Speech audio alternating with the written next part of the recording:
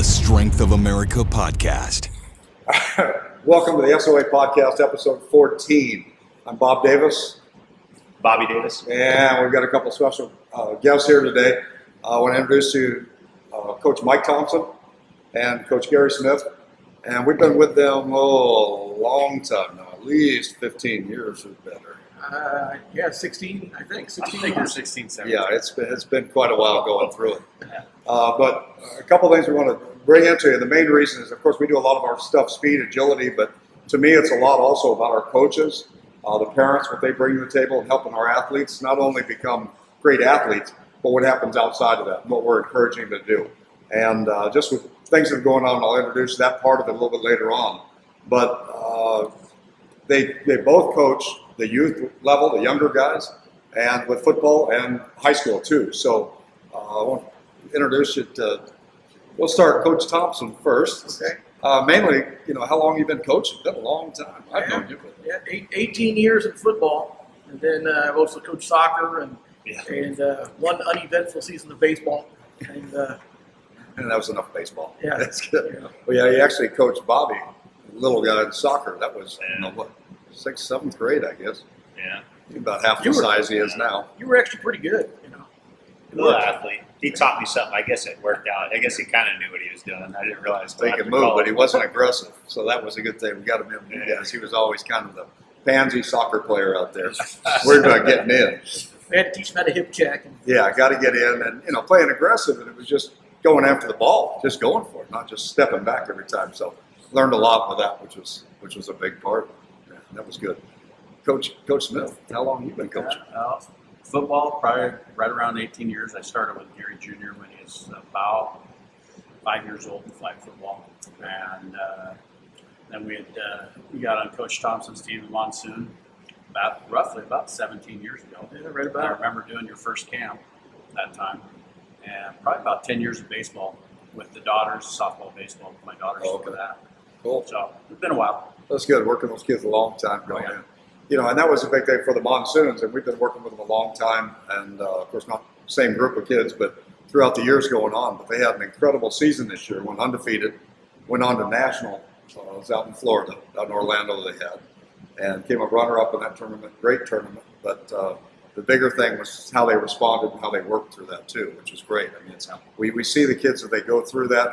It's easy when they're winning, but what happens when they take a loss and how they come back to it and go, and they handled things well all year long, which is terrific. And they've done it for years.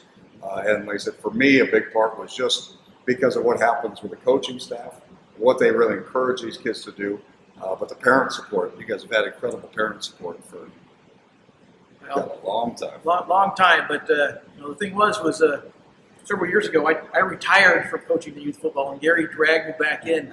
He's actually the head coach of the team, and he's much better with the parents than I ever was. Well, yeah, I was better younger than I am later. Bobby's much better than I learned now, but he is, which is great. What sports did you guys play growing up? I played a little bit of football and baseball and soccer. Basically the things that I coached later on. Yeah. The thing with me was that I was never a really good athlete. The only way I got on the field was by working. And so, that's one of the things that we went and instilled to the kids of the team is they got to work. They got to work. Winning's fun, but if you don't work, you're not going to win. So. Yeah, that's very true. How about you, Gary? You know what? Baseball, and then we finally got football in our town when I was a kid. And, grew up playing football, really tackle football, not until junior high, and then in high school, baseball, football, and track, and basketball in junior high. I was more like just I'd foul out in the first period. So. But just like Coach said, I mean, my brother was a great athlete, so I always looked up to him, always tried to compete with him. Best thing was when I got in high school, I just outworked him. Yeah. So I learned how to outwork him, just like Coach Thompson said. Yeah, and that's a big part, I think, for our athletes. Teach them, they're not, how many of them are exceptional athletes and just gifted that we hear about all the time and see. But it's learning to outwork the other person to keep going. And I know that's where we did a lot of things with, Bobby and our athletes growing up and the wrestling. His first, year not knowing that much about wrestling, but if you could outwork them and outlast them, you get them to the overtime.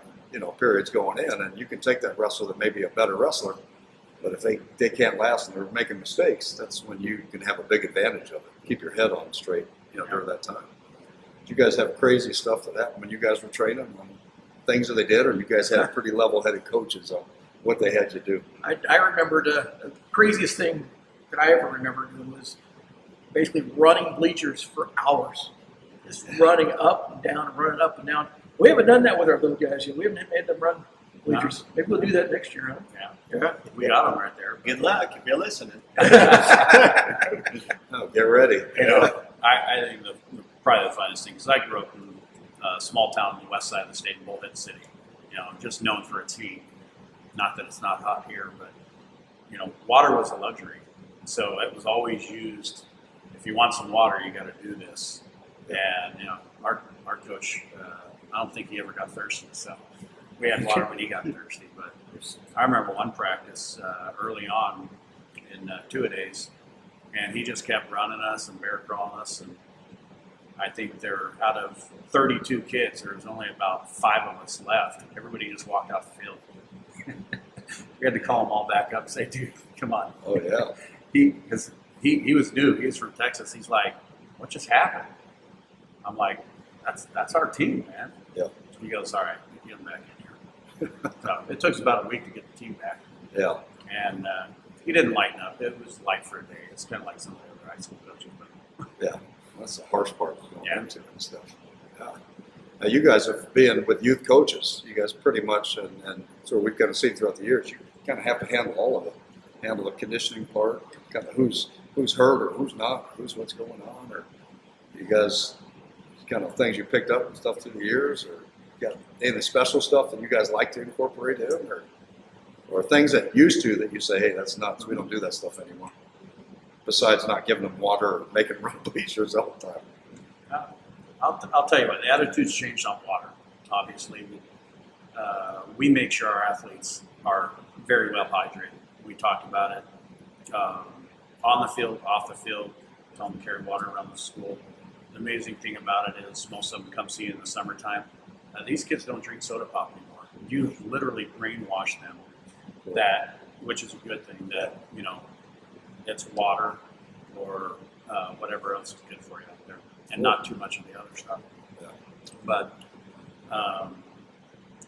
watching how we react, we're a very, very physical youth team. We usually dominate people that way. And there's some drills that are no longer allowed that realistically, those were the drills that got kids hurt anyways. Yeah. Those were the coaches puffing their chest up and want to see some big hits. Sure. But, anymore it's just making them hit each other a few yards apart consistently. And it's not just, a couple times a week, it's every day. And from there, it just builds up the calluses and makes them tough. Mike could probably attest to some of the stuff we probably used to do that we look back now as we get older and say, yeah, that was stupid. Yeah. It is. Some of the stuff we used to do was pretty crazy. We would have them run the alley and come smack going full speed. And of course, you get one of the best players on the team every time going against one of the kids that's a little bit weaker in the team. And people would get hurt. Yep. And we've learned over the years there are things that we don't do anymore. That's one of those drills that we don't do. It doesn't serve a purpose. When we go through practice, well, we work on the basics every single practice. Every practice. And it gets kind of boring sometimes for the kids and the coaches and parents that are watching, but on game day, those basics are what make the difference. So Cool. Yeah, it is. Yeah, that's the kind of stuff that we used to do. It's about, let's make them tough. Let's do things that are without even thinking about, what's going on, the consequences. And there's another one comes up. That's why we have you guys on. That's a big part. I think some of the dumb things we did wrestling growing up. Ours was duck walks. I got one for We you. used to. Oh man, ours were the duck walks. So we'd get down, sit down and squat with your butt down on the heels, and have your partner on your back. And then you'd actually walk stairs up in the hallway, up and down the stairs with your butt bouncing off the heels going up and down. Just dumb things going in there. Do you ever remember when I did a bridge on my neck and then you have your bench press with that? Oh, yeah. Well, look at your neck now. yeah, Not a little pencil neck. I don't know about that one. But with control. That's right. And with the size of your head, you had a good base. Not like you're going to roll over. Got a bigger head than Large. me. Genetics, that loin thing you talked about. I don't think so. You got that. A couple questions for you guys. How do you think you instilled that buy-in or that work through them? Was it just through the simple consistency of the basic stuff that you did day in and day out and preaching some of that, or what do you guys think helps them now? Well, one of the things that we've done on the Monsoon for years, and Gary does it, like I said, even better than I do, is that he talks to the parents. Okay, and you got to get the parents buy-in. Okay, a lot of times when we bring kids onto the team, because we're not an all-star team. A lot of these teams go out there and recruit from all over the valley and bring in the studs. Okay, we basically all of our kids, with the exception of maybe one or two, are all going to go to just two high schools, Highland and Desert Ridge. That's where they're going to go. Okay, but Gary goes and talks to the parents, because if the parents aren't bought into what we're going to do, then maybe this isn't the right team for them. Because we have kids that, we have a young man that plays offensive line for us right now. Does a really good job. He's also our place kicker. But he was a quarterback on his team before he came to us. And a lot of parents would sit back and say, oh, my kid's a skill player. He's not an lineman. Well, sometimes you have to accept the role that's there. And he's a very good lineman. We couldn't do what we do without him. Sure. So, but it's the parents, the buy-in. Well, so that's one of the things that, the rules have changed, and we're able to have like open field, year round and all that. And we're not obsessed about doing it. We might do an open field, 2 Wednesdays a month, maybe starting in the spring. We did it a couple of years ago, and that was the year we had, won the state championship in 2015. And then last year we kind of backed off a little bit because we want to see these athletes play other sports. And right now, I think the majority of our teams either wrestling, playing basketball. Some of them are, playing some type of baseball right now, club baseball. But when we'd have those open fields, I wouldn't tell the parents, hey, come out, I want you on my team. Say, hey, bring your kids out. We're having an open field. Bring your neighbors, bring us, and we're just going to do it. There's times out there, me and Mike had like 45 kids out there. It's just me and him, right? And we would just be like, okay, we have a ton of kids. What are we going to do today? We kind of made up some fun stuff. Yeah. One time I ran to Walmart, bought like 50 T-shirts, and we just had them battling, battle wars with each other, tearing the shirts off each other, wrestling on the ground. There's some cool, tough games out there. That, the parents are like, holy cow, these guys didn't do anything with football. It's all about toughness. Yeah. And the kids would ate it up, Oh, yeah. But the whole thing is, I'll go to the other parents and say, hey, just tell me how these parents react. I want to see what the reaction is, and if they believe in what we're doing, or if it's my kid, my kid, my kid. If they go around the whole top, my kid's a great receiver, my kid should be quarterback, my kid this. Guess what? Your kid belongs on another team that needs a quarterback or a receiver. Not that we don't need one, but we need one that says, hey, I like the brotherhood. And we always bring that back to a brotherhood, but we're a big family. It's really shown in the past couple of years. And that's what I say a big part is, what does the team need? That's what I see with the guys all. Yeah. It's even when they come into our conditioning stuff and all, they encourage each other to keep going. They challenge each other and they keep pushing to try and, okay, I can get better than you and keep going. Yeah. But they make sure that other one, especially if they're having trouble or not keeping up, that they're part of that and going understanding, hey, we're here with you. So let's hang on, let's keep getting through this. So that's big. So I guess now the high school level, do you guys do something similar there with the parents, or how does that go now? High school's a whole different animal. Yeah. Gary and I have been doing high school for 8 years now, 9 years? Yeah, 9. We're going on 9. Going on 9 years. You know what? The way that the transfer rules are now, the kids got to come at the beginning. If they're not there as a freshman, they have to sit out half the year. So you got to get that buy-in back when they're freshmen. But it's kind of a rude awakening sometimes when parents are so used to seeing their kid be the star player in the team, and they go to high school, and maybe they're on the B team or something like that. They challenge each other a lot then. They have to fight for those positions, because when they come out as freshmen, there might be 100 kids out there.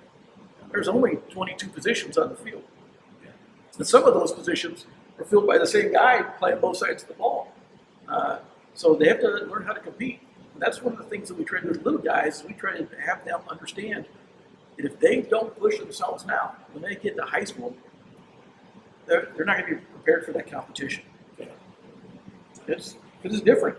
You know what? And parents either buy into the program or they're against the program. Yeah. And the thing is with youth ball as in high school, if the parents aren't supportive, you're going to lose the kids. Okay, the kids are going to, because if the parents come and they dispute what the coach says or tries to coach them on the side, it really hurts the overall team. And the kids eventually end up leaving because they're not happy because their parents made them not happy. Because it's just part of the team to be the defensive tackle as it is to be the star tailback. Okay? To be the center is every bit, if not more important, than being the big wide receiver. And kids need to understand that, and the parents need to understand that. That's great. Well, that's a big part for all of them. I think it's just understanding what goes on. And as parents, like I said, through all these years, I've been excited because I've been part of teams and help coach and do things out there. And of course, training with all the teams through all these years. And the thing that really makes it out there is that the coaches really get that information to parents and they make them feel a part of it. And the parents really are a part of it and hang around and they're there. And boy, they're not just there for games, but their practices. They're finding out what they can do to help. And that just helps the big picture of what's going on. And we've got to be a part of that family, which is part of what, there's something I'm excited about when I go to the games or I finish practice or listening. And I wanted Coach Smith, if he doesn't mind, telling us what he generally will tell the kids after the practices or after games and about community and what their role is as kids, what they should be doing, if you don't mind sharing that. Well, so pretty much what I tell them, it kind of stems from what Mike had been put together a long, long time ago. So the premise came from if everybody else is going to do 10 jumping jacks, we're going to do 11. If they're going to do 10 push-ups, we're going to do 11. And it just goes on down the road. So when we do our stretches, we do one extra because we're going to be better than everybody else. And 4 years ago, I decided, you know what? We talk about this and we talk about doing one extra. So let's start doing one extra thing off the field, in the classroom, with our family, in your community. And so it's every single night after practice. And we check up on them. I'll ask them how their homework's going, ask them what they did. And the great thing about it is if I just talked about it and never asked them to share it, then it's just going to go there. It's just talk. But when Monday practice comes along, after practice, we'll cut practice short a couple minutes so we can have that discussion. It's like, all right, raise your hand if you did something extra this weekend. And all of a sudden the stories come out. You know what? I gave my mom a foot massage, and she appreciated it. I made my grandmother's bed. I washed my mom's car. I did the dishes, and I always go, okay, is that your job? No, my job is to pick up the dog poo and vacuum, but I decided to do the dishes on top of that stuff. And all the other kids, they're like, oh, I want to do this. Well, now they want to share a story. And then I said, okay, how did that make you feel? And they talk about it. And now we just, talk about, who's good in math? All the hands go up. Okay, who's not? And all the hands go up. And I said, all right, you need to talk to him. He's going to help you do your math. You're good at this. And here's the deal. They don't have to be on the team to help someone. When I was in school, bullying was huge. These days, it's amazing with like Best Buddies programs and stuff like that, how these kids, especially athletes that are involved in school, look out for special needs kids. I preach to them, hey, you see a kid like that, you go befriend him. He needs your help. So it's talking about it over and over and over. And then talking about the community, how special you are to live in such a great community, but you're going to be our future leader. So that's what we're trying to do. We preach. We're building our future leaders. There's not enough of them. That's awesome. But that's what it's about. You're talking about being part of that community and doing something about it. And you see stuff with people protest and you do this and that. We're more about do something. Do something about it. Complaining about it doesn't get anything done. Doesn't get anything fixed. What are you doing? Find something. And that's funny. The other day I saw this on Facebook, and a friend of mine, another coach in the league, he had posted a picture of a guy on the street corner, bending over a garbage can, looked like it's thrown up. And his religious friend, he goes, my religious friend said, there's only 3 things you can do. You can either mock him, you can do one other thing where you can pray for him. And Andrew said, no, I ordered Jimmy John's and I bought him lunch. I said, well, that's because he prayed and you answered the prayers. There you I go. said, so with action speaks louder than words, right? That's awesome. Yeah, it all works. The circle. That's awesome. That's good. So follow these guys as go. We'll put some links and stuff to the team so you can kind of look up what they're doing with the Monsoons. I mean, they do incredible stuff. The Desert Ridge program at the high school and stuff with them as well, and the league, and so you can get involved and you want to find out. But it's great to get kids involved, get them in athletics. That's great. But learn more about your coaches. Look for the ones that are going to really do more than just. It's great to help them with the sport, but God, help them be more part of the community and give back, and just being able to handle themselves later on, not rely on other people coming back on it too, but rely on each other and teammates. Great, but you got to be the one to rock. We need more leaders, more people helping with that. And these are 2 great leaders we got in the community, so we want to make sure we got them out to you. And really appreciate you guys coming out, being a part of it. Appreciate It's you awesome, letting us guys. talk for a few Absolutely. minutes. It's awesome. Yeah, Thank you you guys have been very much. awesome. It's great. So make sure you like it, share it, spread the word. We'll tag everything on the teams, and subscribe on the YouTube page. Got anything else for them, Bobby? Good. I think so. All right, Bobby. All talked out. See you next time.